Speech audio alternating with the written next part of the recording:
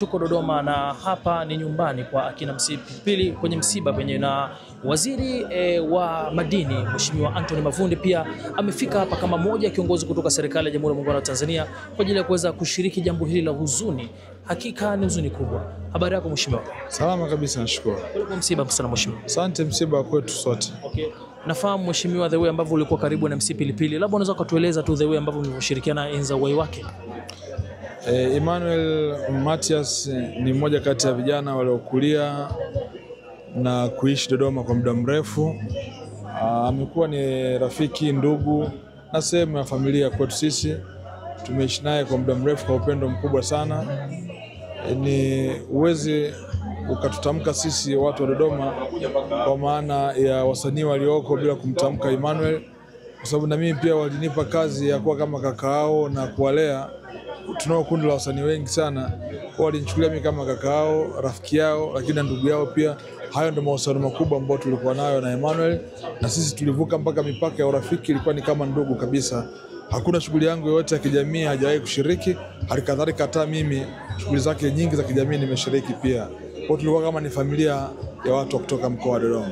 Okay. Mpaka hapa inaonesha the way ambavyo wewe ni kiongozi mwenye hekima kubwa sana, kwa sababu wewe ni kiongozi mkubwa na ni waziri na umeweza kufika hapa. Labda wito kwa viongozi wengine juu ya masuala kama haya ya matukio kama haya misiba, unanicha cha kuambia? Uongozi ni dhamana, lakini haituondolee ukweli kwamba sisi ni wananchi wa kawaida sana, na lazima pia tushirikiane na jamii katika mambo ya kijamii. Kwa hiyo mimi kwangu hii ni sehemu ya maisha yangu, na siji hapa kwa sababu ya uongozi wangu, na kuja hapa kwa sababu ya undugu, kwa sababu ya kushiriki matukio mengi ya kijamii na kuwa sehemu ya jamii. Kwa hiyo ni kila mmoja kwa nafasi yake pia lazima kuhakikisha kwamba tunashiriki katika mambo ya kijamii yanayogusa jamii kama haya misiba, na hasa katika msiba kama huu ambao unamgusa mtu ambaye ameacha athari chanya katika maisha mengi ya vijana, na hasa vijana wa mkoa wa Dodoma ambao walikuwa wanachipukia katika tasnia ya sanaa, hasa kwenye uchekeshaji wima pamoja na UMC. Pilipili amejitahidi sana kuwashika wengi mkono na kuweza kuwainua. Hata kesho mtashuhudia watu wengi wakitoa ushuhuda kwa namna ambavyo wamesaidiwa na MC Pilipili. Kwa hiyo ameacha mbegu kubwa, mbegu ya upendo, ya mshikamano, ya umoja ambao naamini pia watu wengine watairithi. Ndio maana sisi tunawiwa kuwa sehemu ya jambo hili na kujitoa kwa 100% kwa sababu tunafahamu mchango wake kwenye jamii yetu ya watu wa Dodoma. Labda kwa kumalizia tu Mheshimiwa, mara ya mwisho kuwasiliana na MC Pilipili ilikuwa ni katika situation gani, lakini pia vile vile utamkumbuka kwa yapi mema ambayo ameyafanya katika tasnia nzima ya UMC na ushereheshaji kwa ujumla?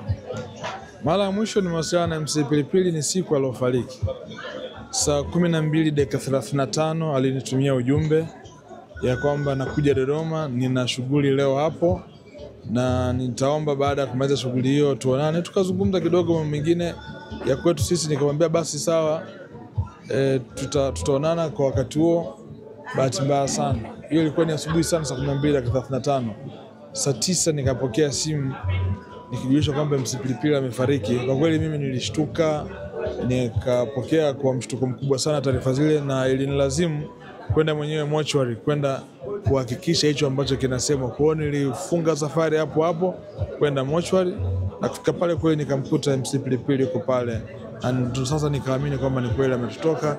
Lakini huo ndio ulikuwa ujumbe wa mwisho kwake kwangu. Kwanza alinipongeza kwa kuanza kutekeleza ahadi za wananchi katika jimbo la Mtumba, na akanipongeza kwa kuapishwa kwa mbunge, na akaniambia tutakuja tuzungumze, lakini bahati mbaya ndo hatukufanikiwa kuonana naye, na imetokea hivyo ilivyotokea. Tutamkumbuka sana MC Pilipili kwa mambo yafuatayo. Kwanza, mcheshi, hakuwa na majivuno na hakuwa mchoyo wa maarifa. Alijitahidi namna yote ambayo anaweza kuwainua na kuwashika watu mkono, alifanya hivyo. Lakini la pili, namkumbuka kama mtu ambaye alipata mafanikio na hajawahi kuikana asili yake. Alijivunia Dodoma, alijivunia kuwa Mgogo. Ndio maana katika baadhi ya shughuli zake nyingi sana alikuwa mpaka anaimba nyimbo za Kigogo. Ile sea alibadilisha kuwa sea ya Kigogo na nyimbo zingine nyingi sana. Maana ni kwamba watu wengine wengi wakipataga mafanikio huwa wana tendency ya kukana uhalisia wao. Ya kukana uhalisia, alikumbatia uhalisia wake na alijivunia sana Dodoma, na alikuwa anatamani kuona Dodoma inazidi kukua zaidi. Ndoto ambayo alikuwa anatamani kuiona ikitokea. Asante sana Mheshimiwa. Shukrani wako katika ujenzi.